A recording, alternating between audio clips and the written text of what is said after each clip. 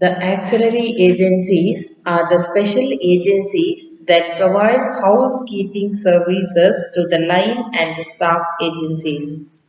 Auxiliary services is a housekeeping services, provide the housekeeping services to the line and the staff agencies. Other agencies, the auxiliary activities include such functions as purchasing and providing supplies, recruiting personnel, budget making, account keeping, etc. These are the works are purchasing and providing supplies, recruiting personnel, budget making, account keeping, all these are work are come under the auxiliaries agencies. The common service are meant to support and facilitate the administrative activities carried on by various line agencies. Various line agencies.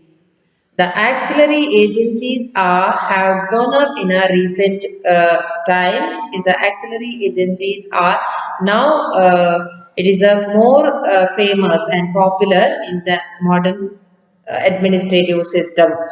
It must noted that auxiliary activities are not acquired a common accepted technology. Different writers have different names. Different writers gave the different names to these agencies.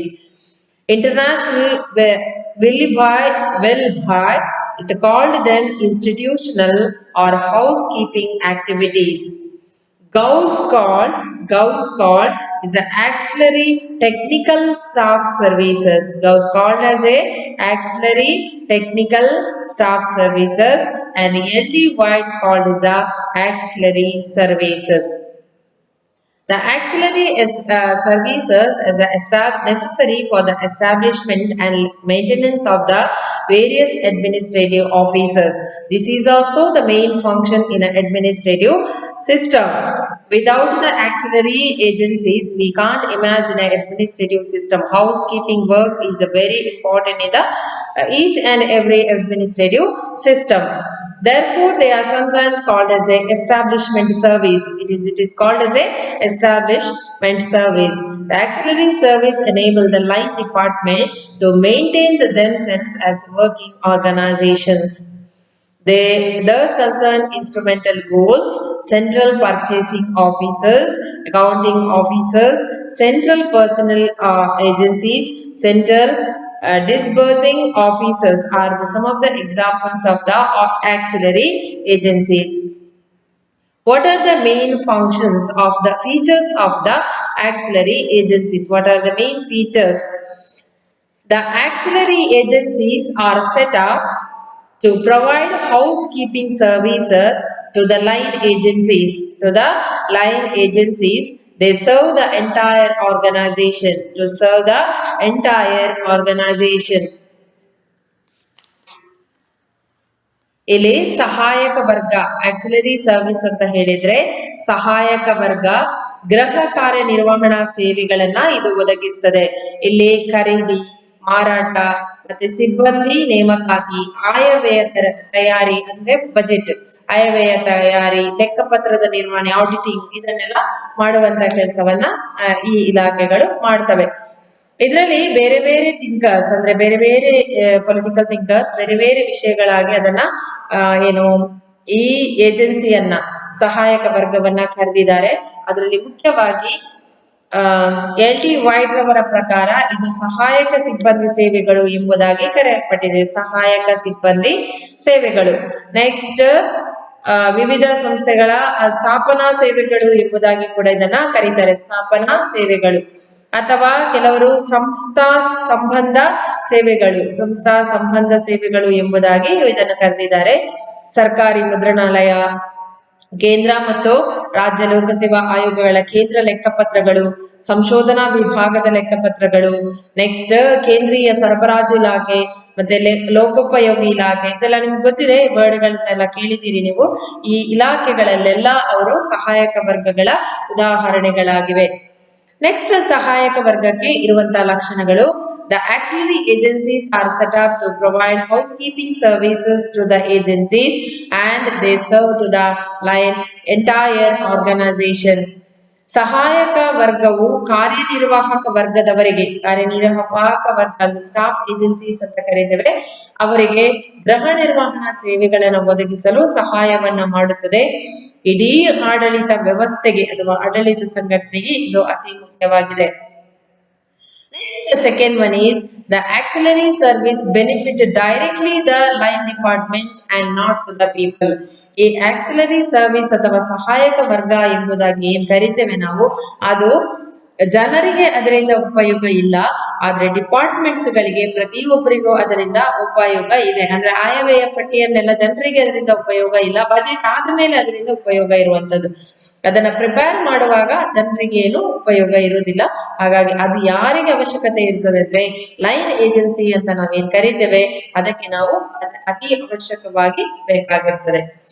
Next, the auxiliary agencies are usually independent of the major line department. They work directly under the officers appointed by the chief executives. The auxiliary agencies are usually independent of the major line department. Line departments ಗಳು ಏನಿದೆ ಅದಕ್ಕಿಂತ ಕಾರ್ಯನಿರ್ವಾಹಕ ವರ್ಗ ಏನಿದೆ ಅದಕ್ಕೆ ಲಾಭನೇ ಹೊರತು ಯಾವುದೇ ಕಾರಣಕ್ಕೂ ಸಹಾಯಕ ವರ್ಗಕ್ಕೆ ಅದರಿಂದ ಲಾಭ ಇಲ್ಲ, ಏನೂ ಲಾಭ ಇಲ್ಲ. ಅದರಿಂದ ಇಲ್ಲಿ ಇಂಡಿಪೆಂಡೆಂಟ್ ಆಗಿರುವಂತಹ ಸಹಾಯಕ ವರ್ಗ ಸಂಸ್ಥೆಗಳೇನಿದೆ ಅಥವಾ ಆಕ್ಸಿಲರಿ ಏಜೆನ್ಸೀಸ್ ಏನಿದೆ ಅದು ಕಾರ್ಯನಿರ್ವಾಹಕ ಇಲಾಖೆ ಅಂದ್ರೆ ಲೈನ್ ಏಜೆನ್ಸಿಯಿಂದ ಸ್ವತಂತ್ರವಾಗಿ ಕಾರ್ಯನಿರ್ವಹಿಸಿದೆ. ಇವುಗಳ ಮುಖ್ಯ ಕಾರ್ಯನಿರ್ವಾಹಕನಿಂದ ನೇಮಿಸಲ್ಪಟ್ಟ ಅಧಿಕಾರಿಗಳಿಂದ ನೇರವಾಗಿ ಕಾರ್ಯನಿರ್ವಹಿಸಲ್ಪಡುತ್ತಾ ಇರ್ತದೆ. Line agency and the staff agencies. The authority agencies are usually independent of the major line departments. The fourth point is auxiliary agencies have operational responsibilities too. They are concerned with the performance of some routine functions of government: purchasing, supplying, printing of the papers, recruitment, training. Delay of their work affect the performance of the line departments and hence the significance in the large scale organization. Auxiliary ಸಹಾಯಕ ವರ್ಗಗಳೇನಿದೆ, auxiliary agencies ಏನಿದೆ ಅದು line ಏಜೆನ್ಸಿಗಳ ಜವಾಬ್ದಾರಿ ಕೂಡ ಆಗಿರ್ತದೆ. ಅವುಗಳ ಸರ್ಕಾರದ ದೈನಂದಿನ ಕೆಲಸಗಳಾದ ಸರಬರಾಜು, ದೆನ್ ಪರ್ಚೇಸಿಂಗ್ ಮಾಡೋದು, ಮಾರಾಟ, ಮುದ್ರಣ, ಪ್ರಿಂಟಿಂಗ್ ಆಫ್ ದ ಪೇಪರ್ಸ್ ಮುದ್ರಣ, ಮಾರಾಟ, ಸಪ್ಲೈಯಿಂಗ್ ಮಾರಾಟ, ದೆನ್ ರಿಕ್ರೂಟ್ಮೆಂಟ್ ಅಂದ್ರೆ ನೇಮಕಾತಿ ಅಥವಾ ಟ್ರೈನಿಂಗ್ ತರಬೇತಿ, ಇದಕ್ಕೆಲ್ಲ ಈ ಎಲ್ಲಾ ಕೆಲಸಗಳಿಗೆ ಸಹಾಯವನ್ನ ಮಾಡ್ತದೆ. These are the features of the auxiliary agencies. Next, the merits of the auxiliary agencies. The housekeeping services common to all operating agencies can be more efficiently conducted if they are concentrated in the agency. The housekeeping services common to all operating agencies can be more effectively conducted if they are concentrated in one agency. Next, the second one is centralization of the auxiliary services eliminates duplication of work in different departments and so it secures economy in administration. Third one is it receives the burden of the administrative departments for these service and thus they will be able to pay full attention to their main duties. Main duties is a point wise ಇದೆ, ಹಾಗಾಗಿ ನೀವು ಅದನ್ನ ಹಾಗೇನೆ notes ಬರೆಯುವುದಿದ್ರು ಬರೀಬಹುದು. They receives the burden of the administrative departments for these service and thus they will able to pay full attention to their main duties. This system will ensure specialization of functions and placing them into the hands of expert. So it result in efficiency. Then demerits of the auxiliary agencies. The establishment of the auxiliary agencies tear the departments away. This result in weakening the responsibility of the line agencies. Establishment of the auxiliary agencies tear the department away. This result is weakening the responsibility of line agencies. Auxiliary agencies, second point, auxiliary agencies may encroach upon the responsibility of line agencies. This may result in conflict between the line and auxiliary agencies. Then third one is the separation of auxiliary functions from the parent departments tend to complete the organization and create additional points and friction in the administrative machinery. Then fourth one is sometimes undue delay result in getting the required service or goods on account of long negotiations with the auxiliary agencies. These are the demerits of the auxiliary agencies. Auxiliary ಅಥವಾ ನಾವೇನು ಹೇಳ್ತೇವೆ ಸಹಾಯಕ ವರ್ಗಗಳ ಗುಣಗಳು ಯಾವುದು? ಸಹಾಯಕ ವರ್ಗಗಳ ಗುಣಗಳು ಅಂತ ಹೇಳಿದಾಗ ಎಲ್ಲಾ ಇಲಾಖೆಗಳಿಗೂ ಸಮಾನವಾಗಿರುವ ಗೃಹ ಕಾರ್ಯನಿರ್ವಹಣಾ ಕಾರ್ಯಗಳು ಒಂದೇ ಸಂಸ್ಥೆ ಅಡಿಯಲ್ಲಿ ಕೇಂದ್ರೀಕೃತವಾದರೆ ಅವುಗಳು ಹೆಚ್ಚು ದಕ್ಷವಾಗಿ ಅನುಷ್ಠಾನಗೊಳ್ಳುತ್ತದೆ. ಎಲ್ಲಾ ಇಲಾಖೆಗಳು ಸಮಾನವಾಗಿರುವ ಗೃಹ ನಿರ್ವಹಣಾ ಕಾರ್ಯಗಳು. ನೆಕ್ಸ್ಟ್ ಸೆಕೆಂಡ್ ಒನ್ ಈಸ್ ಸಹಾಯಕ ಕಾರ್ಯಗಳು ಒಂದೆಡೆ ಕೇಂದ್ರೀಕೃತವಾಗಿರುವುದರಿಂದ, ಸಹಾಯಕ ಕಾರ್ಯಗಳು ಅಂದ್ರೆ ಆಕ್ಸಿಲರಿ ಏಜೆನ್ಸೀಸ್ ಒಂದೇ ಕಡೆ ಕೇಂದ್ರೀಕೃತವಾಗಿರುವುದರಿಂದ ವಿವಿಧ ಇಲಾಖೆಗಳಲ್ಲಿ ಕೆಲಸಗಳ ಪುನರಾವರ್ತನೆಯನ್ನ ತಡೆಯಬಹುದಾಗಿದೆ. ಕೆಲಸಗಳ ಪುನರಾವರ್ತನೆ ಅದು ರೆಪಿಟೇಷನ್ ಆಗ್ತದಲ್ವಾ, ಅದನ್ನು ನಾವು ತಡೆಯಬಹುದಾಗಿದೆ. ಇದರಿಂದ ಇಲಾಖೆಗಳಲ್ಲಿ ಮಿತವ್ಯಯವು ಸಾಧಿಸಲ್ಪಡುತ್ತದೆ, ಅಂದ್ರೆ ಖರ್ಚು ಕಡಿಮೆ ಆಗ್ತದೆ ಅನ್ನೋದು. ಸಹಾಯಕ ಸೇವೆಗಳಿಗೆ ಸಂಬಂಧಿಸಿದಂತೆ ಆಡಳಿತ ಇಲಾಖೆಗಳ ಭಾರವನ್ನ ಕಡಿಮೆ ಮಾಡ್ತದೆ. ಆ ಆಡಳಿತ ಇಲಾಖೆಗಳಿಗೆ ಇದರ ಭಾರವನ್ನ, ರೆಸ್ಪಾನ್ಸಿಬಿಲಿಟಿ ಜಾಸ್ತಿ ಇರ್ತದೆ, ಅದನ್ನ ಕಡಿಮೆ ಮಾಡ್ತದೆ. ನೆಕ್ಸ್ಟ್ ತಜ್ಞರಿಗೆ ನೀಡುವುದರಿಂದ ವಿಶೇಷ ಪರಿಜ್ಞಾನದ ಕೆಲಸಗಳನ್ನ ನಿರ್ವಹಿಸಲ್ಪಡುತ್ತದೆ. ಆಡಳಿತದ ದಕ್ಷತೆ ಹೆಚ್ಚುತ್ತದೆ.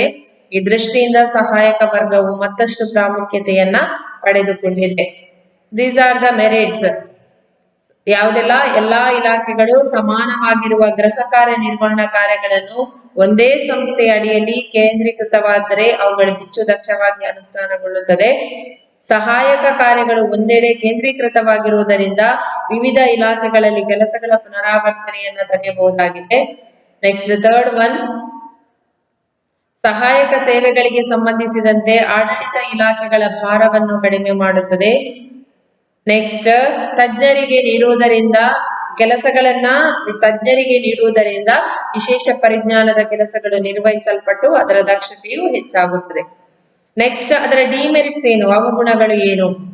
ಸಹಾಯಕ ವರ್ಗಗಳನ್ನ ಸ್ಥಾಪಿಸಲು ಇಲಾಖೆಯನ್ನು ವಿಭಜನೆ ಮಾಡಬೇಕಾಗುತ್ತದೆ. ಇದರಿಂದ ಕಾರ್ಯನಿರ್ವಾಹಕ ವರ್ಗಗಳ ಜವಾಬ್ದಾರಿ ದುರ್ಬಲವಾಗುತ್ತದೆ. ಕಾರ್ಯನಿರ್ವಾಹಕ ವರ್ಗ ಅಂದ್ರೆ ಯಾವುದು? Line agencies. ಸಹಾಯಕ ವರ್ಗ ಮತ್ತೆ ಕಾರ್ಯನಿರ್ವಾಹಕ ವರ್ಗ ಅಂದ್ರೆ line agencies and staff agencies ಅದರ ಜವಾಬ್ದಾರಿಯನ್ನ ಅತಿಕ್ರಮಿಸಬಹುದು. ಯಾವುದು? Auxiliary agencies. ದೆನ್ ಸಹಾಯಕ ವರ್ಗಗಳ ಕಾರ್ಯಗಳನ್ನು ಮಾತ್ರ ಇಲಾಖೆಯಿಂದ ಬೇರ್ಪಡಿಸಿದರೆ ಇಲಾಖೆಗಳಲ್ಲಿ ತೊಡಕು ಉಂಟಾಗುತ್ತದೆ. ಇದು ಒಡಕಿಗೂ ಕಾರಣವಾಗುತ್ತದೆ. ನೆಕ್ಸ್ಟ್, ಕೆಲವು ವೇಳೆ ಇಲಾಖೆಗಳಲ್ಲಿ ಬೇಕಾದ ವಸ್ತುಗಳು ಮತ್ತು ಸೇವೆಗಳು ಸಮಯಕ್ಕೆ ಸರಿಯಾಗಿ ಸಿಗದೆ ಹೋದಾಗ ಅಲ್ಲಿ ಆಡಳಿತ ಕಾರ್ಯಗಳಲ್ಲಿ ಅನಾವಶ್ಯಕ ವಿಳಂಬ ಉಂಟಾಗುತ್ತದೆ. ಸರಿಯಾಗಿ ಸಿಗದೆ ಇದ್ದಾಗ ಅಲ್ಲಿ ಅನಾವಶ್ಯಕವಾಗಿ ವಿಳಂಬಗಳು ಸಂಭವಿಸುತ್ತವೆ. These are the merits and demerits of the line auxiliary agencies. ಅವಗುಣಗಳು ರಿಪೀಟ್ ಅಗೇನ್. ಸಹಾಯಕ ವರ್ಗಗಳನ್ನು ಸ್ಥಾಪಿಸಲು ಇಲಾಖೆಯನ್ನು ವಿಭಜನೆ ಮಾಡಬೇಕಾಗ್ತದೆ. ಇದರಿಂದ ಕಾರ್ಯನಿರ್ವಾಹಕ ವರ್ಗಗಳ ಜವಾಬ್ದಾರಿ ದುರ್ಬಲವಾಗ್ತದೆ. ಸಹಾಯಕ ವರ್ಗ ಕಾರ್ಯನಿರ್ವಾಹಕ ವರ್ಗಗಳ ಜವಾಬ್ದಾರಿಯನ್ನು ಅತಿಕ್ರಮಿಸಬಹುದು. ಆದ್ದರಿಂದ ಇವುಗಳ ನಡುವೆ ಘರ್ಷಣೆ ಏರ್ಪಡಬಹುದು.